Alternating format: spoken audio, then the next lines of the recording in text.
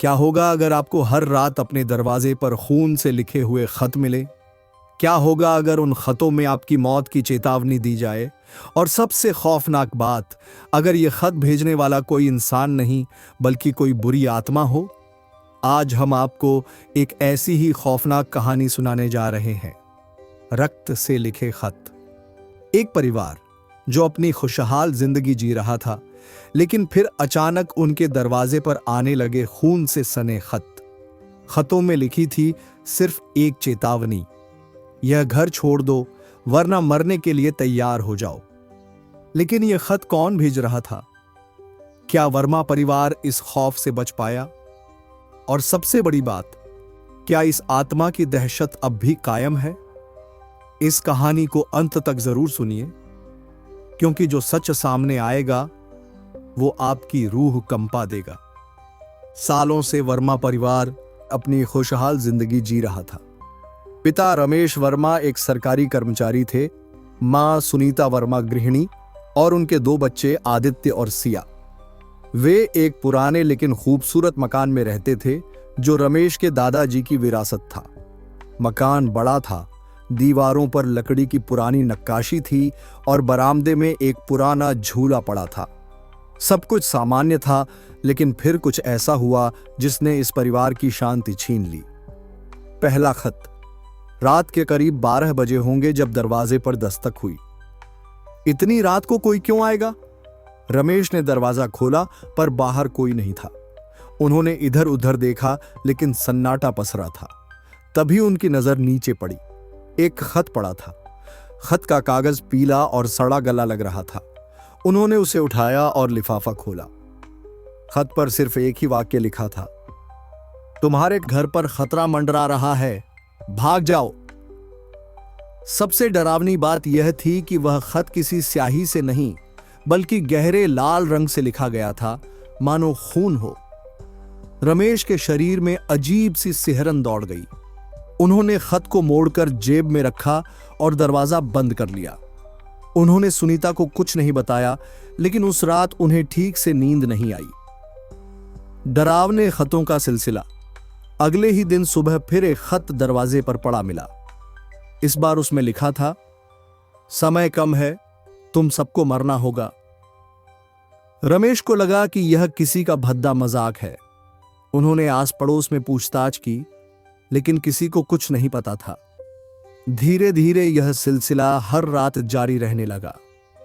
कभी दरवाजे के नीचे से खत अंदर डाले जाते तो कभी खिड़की पर चिपकाए जाते। हर खत की लिखावट अजीब होती और खून जैसा लाल रंग उसमें लिपटा होता। सबसे अजीब बात यह थी कि सीसीटीवी कैमरे में कोई नहीं दिखता था। जब भी वे फुटेज देखते, बस एक अजीब सी परछाई का आभास होता, लेकिन कोई इंसान नहीं दिखता।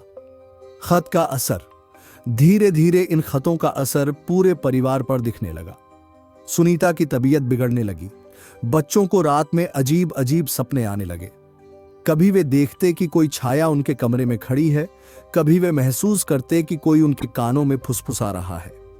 एक रात सिया अचानक डर के मारे जागी और चिल्लाने लगी। जब सुनीता कमरे में गई तो उसने देखा कि सिया के बिस्तर पर एक और खून से लिखा खत पड़ा था। इस बार उसमें सिर्फ एक ही शब्द था, मौत। अब यह मामला मजाक से कहीं ज्यादा खतरनाक हो चुका था। रमेश ने एक पंडित जी को बुलाने का फैसला किया। पंडित जी जैसे ही घर में दाखिल हुए, उनका चेहरा फीका पड़ गया। उन्होंने कहा, यहां किसी अशुभ आत्मा का वास हो चुका है। यह आत्मा सिर्फ डराने नहीं बल्कि तुम्हें खत्म करने आई है। रमेश ने डरते हुए पूछा, कोई उपाय है? पंडित जी बोले, मां लक्ष्मी की कृपा से इसे रोका जा सकता है। तुम्हें पूरे घर में मां लक्ष्मी का विशेष हवन करवाना होगा और हर कोने में गंगा जल छिड़कना होगा। हवन की रात पंडित जी ने हवन की तैयारी शुरू की। पूरे घर में मां लक्ष्मी के मंत्र गूंजने लगे। जैसे जैसे मंत्रों की आवाज तेज हुई, वैसे वैसे अजीब घटनाएं घटने लगीं। अचानक खिड़कियां जोर जोर से हिलने लगीं, दीवारों पर दरारें आने लगीं और घर के अंदर से किसी के चीखने की आवाजें आने लगीं। तभी हवन कुंड की आग अचानक नीले रंग की हो गई और एक साया उसमें से निकलकर दीवारों पर उछलने लगा। वो साया बेहद भयानक था, जैसे किसी की जली हुई आत्मा हो। वह गुस्से में चिल्ला रही थी, यह घर मेरा है, कोई इसे मुझसे नहीं छीन सकता। पंडित जी ने तुरंत मां लक्ष्मी का अंतिम मंत्र पढ़ा और गंगा जल पूरे घर में छिड़क दिया। जैसे ही गंगा जल उस आत्मा पर पड़ा, वह जोर से चीखी और जलने लगी। देखते ही देखते वह काली परछाई हवा में घुल गई और वातावरण शांत हो गया। अंतिम खत। अगली सुबह जब रमेश ने दरवाजे की ओर देखा तो वहां फिर से एक खत पड़ा था, लेकिन इस बार खत खून से नहीं बल्कि सामान्य स्याही से लिखा था। उसमें लिखा था, मां लक्ष्मी की कृपा से अब यह घर सुरक्षित है, डर अब खत्म हो चुका है। उसके बाद वर्मा परिवार को कभी कोई डरावना खत नहीं मिला और वे फिर से अपनी सामान्य जिंदगी में लौट आए। लेकिन अब भी जब रात होती थी, रमेश को लगता था कि कहीं से कोई उन्हें देख रहा है। बस इस बार वह परछाई उतनी भयावह नहीं लगती थी। वर्मा परिवार को अब कई महीने हो चुके थे बिना किसी अनहोनी के। मां लक्ष्मी की कृपा से उनका घर सुरक्षित था, लेकिन एक अजीब सी बात थी। रमेश को अब भी कभी कभी महसूस होता था कि कोई छाया उन्हें देख रही है, कभी दर्पण में, कभी कोनों में, कभी किसी अंधेरी जगह पर। हालांकि कोई खत अब नहीं आ रहे थे, पर एक अजीब सी बेचैनी पूरे घर में बनी रहती थी। एक रात जब सब सो चुके थे, सिया की नींद अचानक खुली। उसे महसूस हुआ कि कोई उसके बिस्तर के पास खड़ा है। उसने धीरे से सिर उठाया और कमरे में देखा, लेकिन कुछ नहीं था। फिर अचानक खिड़की अपने आप खुल गई और ठंडी हवा का झोंका अंदर आया। सिया को लगा कि कोई उसके कानों में फुसफुसा रहा है। वो वापस आ गया है। सिया घबरा गई और चिल्ला पड़ी। रमेश और सुनीता दौड़ते हुए आए। सिया कांप रही थी। उसने उन्हें सब कुछ बताया। रमेश ने सिया को शांत किया, लेकिन अब उनके मन में फिर से डर समाने लगा था। अगले ही दिन जब रमेश ऑफिस से घर लौट रहे थे, तो उन्हें अपने घर के दरवाजे पर कुछ अजीब दिखा, एक और खत। हालांकि इस बार खत खून से नहीं लिखा था, बल्कि कोयले जैसी किसी काली चीज से। तुमने सोचा था कि मैं हमेशा के लिए चला गया? नहीं, यह घर मेरा है। रमेश के हाथ पैर ठंडे पड़ गए। उन्होंने जल्दी से दरवाजा खोला और अंदर चले गए। रात होते ही अजीब घटनाएं फिर से शुरू हो गईं। घर की लाइटें अपने आप जल बुझ रही थीं। दीवारों पर अजीब साये दौड़ते दिखते और हर रात कोई ना कोई अजीब सपना आता। एक जली हुई आकृति जो अपने जलते हुए हाथों से उनकी ओर बढ़ रही थी। अब वर्मा परिवार को समझ आ गया था कि वह आत्मा अभी भी इस घर से गई नहीं थी, बस कुछ समय के लिए शांत थी। इस बार वे किसी पंडित को नहीं, बल्कि एक तांत्रिक को बुलाने का फैसला करते हैं। तांत्रिक जब घर आता है तो दरवाजे पर कदम रखते ही ठहर जाता है। वह आसमान की ओर देखता है और कहता है, यह आत्मा अब और भी शक्तिशाली हो चुकी है। इसे सिर्फ मां लक्ष्मी की कृपा से हटाया गया था, लेकिन इसे पूरी तरह मुक्त नहीं किया गया। रमेश घबरा जाते हैं। तो अब क्या करना होगा? तांत्रिक गंभीर होकर कहता है, इस आत्मा को पूर्ण रूप से मुक्ति दिलानी होगी, नहीं तो यह हमेशा तुम्हारे परिवार को सताएगी। तांत्रिक एक विशेष अनुष्ठान करने की बात करता है, जिसमें मां लक्ष्मी के साथ साथ भगवान हनुमान का आह्वान भी किया जाएगा। रात होते ही अनुष्ठान शुरू होता है। जैसे ही मंत्रोच्चार शुरू होते हैं, घर की खिड़कियां जोर से हिलने लगती हैं। दीवारों पर काले धब्बे उभर आते हैं और फर्श पर किसी के जलते हुए कदमों के निशान पड़ने लगते हैं।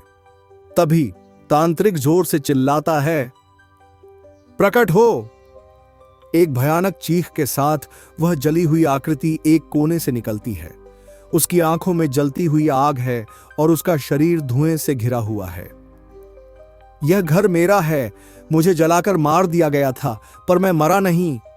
रमेश और उनका परिवार स्तब्ध रह जाता है।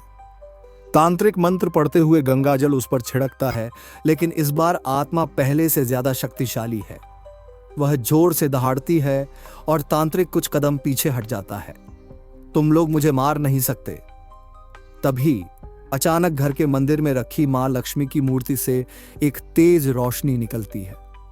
वह रोशनी सीधी उस आत्मा पर पड़ती है। आत्मा तड़पने लगती है।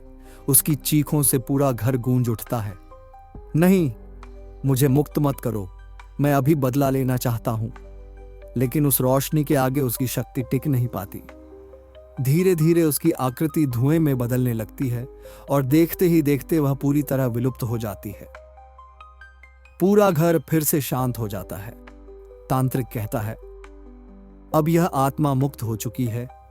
उस रात पहली बार वर्मा परिवार को चैन की नींद आती है। कोई खटखट नहीं, कोई परछाई नहीं, कोई डर नहीं। अगली सुबह रमेश दरवाजे की ओर देखते हैं। इस बार वहां कोई खत नहीं पड़ा था, बस सुबह की ताजी हवा थी और मां लक्ष्मी की कृपा। रमेश और उनका परिवार अब पहले से ज्यादा शांत महसूस कर रहा था। तांत्रिक के अनुष्ठान के बाद कोई अजीब घटना नहीं घटी, लेकिन एक सवाल अब भी बाकी था। यह खत आखिर भेज कौन रहा था? अगली सुबह रमेश ने तय किया कि इस राज्य से पर्दा उठाना ही होगा। उन्होंने पुराने खत निकाले और गौर से देखे। खतों का कागज बहुत पुराना था, मानो दशकों पहले लिखा गया हो। खून जैसा जो रंग इस्तेमाल हुआ था वह सूख कर गहरा हो चुका था। तभी रमेश को एक पुरानी चीज याद आई। उनके दादाजी अक्सर कहते थे कि यह घर बहुत पुराना है और इसमें पहले कई लोग रह चुके हैं। उन्होंने तुरंत अपने दादा के पुराने कागजात खंगालने शुरू किए। घर का भयानक अतीत। पुरानी फाइलों में उन्हें एक धुंधली तस्वीर मिली, एक परिवार की जो इस घर में कई साल पहले रहता था। तस्वीर के पीछे कुछ लिखा था, गुप्ता परिवार 1942। रमेश को यह अजीब लगा। उन्होंने और खोजबीन की तो उन्हें एक और दस्तावेज मिला, एक अखबार की कतरन। उसमें लिखा था, गुप्ता परिवार की निर्मम हत्या। 1942 में इस घर में रहने वाले 4 सदस्यों की जलाकर हत्या कर दी गई। घटना रहस्यमयी थी क्योंकि किसी को पता नहीं चला कि हत्यारा कौन था। रमेश के रोंगटे खड़े हो गए। उन्होंने तुरंत उस अखबार की खबर को पूरा पढ़ा। उसमें लिखा था कि गुप्ता परिवार के मुखिया सुरेश गुप्ता को किसी ने कई खून से लिखे खत भेजे थे, जिसमें चेतावनी दी गई थी कि वे इस घर से चले जाएं वरना उन्हें मार दिया जाएगा। लेकिन उन्होंने इन धमकियों को नजरअंदाज कर दिया और फिर एक रात पूरी फैमिली जलकर मर गई। कोई सबूत नहीं मिला और केस बंद कर दिया गया। रमेश को अब सब समझ आ गया था। वही आत्मा जिसने गुप्ता परिवार को जलाकर मार दिया था, अब उन्हें भी उसी अंजाम तक पहुंचाना चाहती थी। खत उसी आत्मा के दिए गए संकेत थे, लेकिन मां लक्ष्मी की कृपा से यह आत्मा अब मुक्त हो चुकी थी। आखिरी निशानी।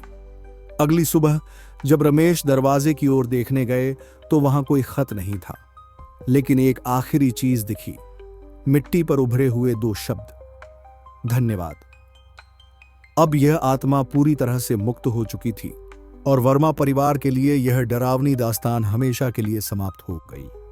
तो दोस्तों, ये थी कहानी रक्त से लिखे खत की, जिसमें एक आत्मा अपने पुराने घर को वापस पाने के लिए एक परिवार को डराने की कोशिश कर रही थी। लेकिन मां लक्ष्मी की कृपा से उस आत्मा को मुक्ति मिली और वर्मा परिवार को दोबारा कोई खत नहीं मिला।